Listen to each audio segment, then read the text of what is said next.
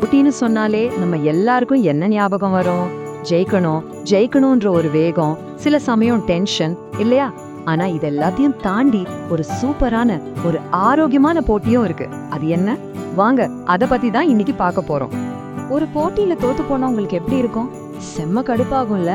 கோபம், ஒரு மாதிரி விரக்தி, இதெல்லாம் ரொம்பவே சகஜம்தான். நம்ம எல்லாருமே இதை அனுபவிச்சிருப்போம். ஆனா அந்த கோபத்தை நம்ம சரியா பயன்படுத்துறோமா இல்லையாங்கிறது தான் இங்க முக்கியமான கேள்வி. வாங்க இத ரெஹான் ஒரு பையனோட கதை மூலமா புரிஞ்சுக்கலாம். ரெஹான் பயங்கரமா வீடியோ கேம் விளையாடிட்டு இருக்கான். ஆனா தோத்து போயிட்டான். அவ்வளவுதான், கோபத்துல கத்துறான், அவன் என்ன முந்திட்டான்னு. இது நம்ம வீட்டுல அடிக்கடி பாக்குற ஒரு சீன் மாதிரி தானே இருக்கு. அப்போ அவங்க அப்பா வராரு. வந்து ரொம்ப அழகா ஒரு விஷயம் சொல்றாரு. டேய், இந்த வீடியோ கேம்ல ஜெயிக்கிறதெல்லாம் ஒரு பெரிய மேட்டரே இல்ல. இதெல்லாம் கொஞ்ச நேரத்துக்கு தான். உண்மையான போட்டி எங்க இருக்கு தெரியுமா? நம்ம நிஜ வாழ்க்கையில தான் இருக்கு. அதுதான் முக்கியம்னு சொல்றாரு. இங்கதான் நம்ம விஷயத்தோட மைய புள்ளிக்கே வரும். அப்பா சொல்றாரு, உண்மையான போட்டி நல்ல விஷயங்கள்ல தான் இருக்கணும்னு. அதாவது ஒருத்தர் தோற்கடிக்கிறதுல இல்ல, நல்லது செய்யறதுல ஒருத்தர் முந்திக்கிட்டு போறதுலதான் உண்மையான போட்டியே இருக்கு. இதுதான் இந்த முழு விஷயத்தோட அடித்தளமே. சரி, நம்ம முதல் பகுதிக்குள்ள போலாம். போட்டியிட ஒரு சிறந்த கணம். ஓகே, வீடியோ கேம், உலக விஷயங்கள் இதெல்லாம் இல்லைன்னா அப்போ நாம எங்கதான் போட்டியிடணும்? நம்மளோட இந்த போட்டி போடுற குணத்தை, இந்த ஆற்றலை எங்க சரியா பயன்படுத்துறது? வாங்க பார்க்கலாம். இங்க நாம பேசுற போட்டிங்கிறது நீ பெரியவனா நான் பெரியவனான சண்டை போடுறது இல்ல. இது ஒரு பெரிய லட்சியத்துக்காக நல்லது செய்யறதுலயும் நேர்மையா இருக்கிறதுலயும் யாரு பெஸ்ட்ன்னு பாக்குறது. இது மத்தவங்களை ஜெயிக்கிற போட்டி இல்ல, நம்மள நாமளே இன்னும் பெட்டரா ஆக்கிக்கிற ஒரு போட்டி. இதுக்கு ஒரு அற்புதமான ஆதாரம் இருக்கு. பாருங்க, குரான்ல ஒரு வசனம் வருது, போட்டியிடுபவர்கள் நன்மையில் இதற்காகவே போட்டியிடட்டும்னு. இது சாதாரணமா ஒரு போட்டிக்கு கூப்பிடுற மாதிரி இல்ல, இது ஒரு தெய்வீகமான அழைப்பு. எதுக்கு போட்டியிடணும்? நிரந்தரமான உண்மையான ஒரு வெற்றிக்காக. ஓகே, அடுத்த பகுதிக்கு வந்தாச்சு. நன்மையில் முந்துங்கள். சரி, எதுக்காக போட்டியிடணும்னு பார்த்துட்டோம்.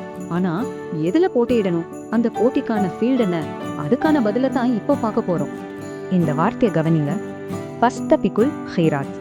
இதோட அர்த்தம் நன்மைகளின் பால் விரையுங்கள். சும்மா போட்டி போடுங்கன்னு சொல்லல, ரேஸ் பண்ணுங்க, அதாவது ஓடுங்கன்னு சொல்லுது. அதுல ஒரு வேகம், ஒரு ஆர்வம் தெரியுதா? லேட் பண்ணாதீங்க, நல்லது செய்ய ஓடுங்கன்னு சொல்ற மாதிரி இருக்கு. அப்ப அந்த நல்ல விஷயங்கள்லாம் என்னென்ன? இதோ சில சூப்பரான உதாரணங்கள்.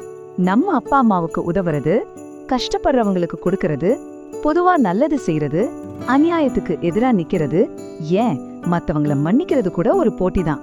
இதெல்லாம் தான் நாம ஒருத்தர் முந்திக்கிட்டு போக வேண்டிய அழகான போட்டி களங்கள். அடுத்து 3வது பகுதி, ஆரோக்கியமான போட்டியின் விதிகள். சரி, இந்த போட்டிக்கு ஏதாவது ரூல்ஸ் இருக்கா? கண்டிப்பா இருக்கு. இது வெறும் ஆக்ஷனை பத்தினது மட்டும் இல்ல, நம்மளோட மனநிலை, நம்மளோட மைண்ட் செட் சரியா இருக்கணும். ரெஹானோட அப்பா சொன்னது மாதிரி ஆரோக்கியமான போட்டிங்கிறது ஒருத்தர் என்கரேஜ் பண்ணிக்கிறது. உங்க ஃப்ரெண்ட் ஹோம்ஒர்க்கை சீக்கிரம் முடிச்சிட்டா, அடடா நாமளும் முடிக்கணும்னு உங்களுக்கு ஒரு உத்வேகம் வரணும். ஆனா பொறாமைங்கிறது வேற. அது அவன் எப்படி முடிக்கலாம், அவனுக்கு இந்த நல்லது கிடைக்க கூடாதுன்னு நினைக்கிறது.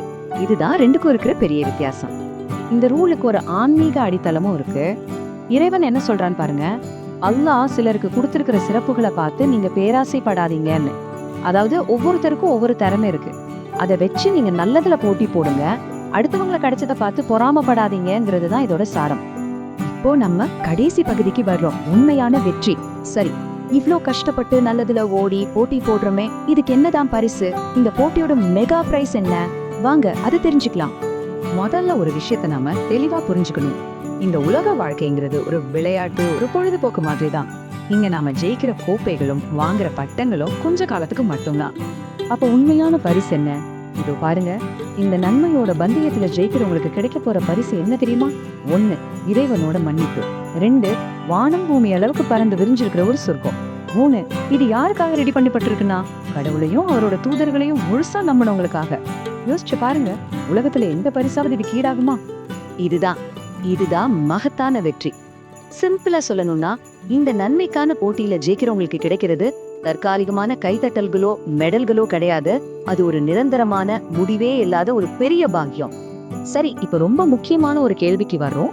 இந்த எல்லா விஷயத்தையும் கேட்டதுக்கு அப்புறம் நீங்க தான் அடுத்து எந்த நல்ல விஷயத்துல போட்டி போட போறீங்க? அது உங்க அப்பா அம்மாவுக்கு செய்யற ஒரு சின்ன உதவியா இருக்கலாம், இல்ல யாருக்காவது ஒரு சின்ன தானம் பண்றதா இருக்கலாம். எதுவா இருந்தாலும் சரி, உங்க பந்தயத்தை இன்னைக்கே ஸ்டார்ட் பண்ணுங்க.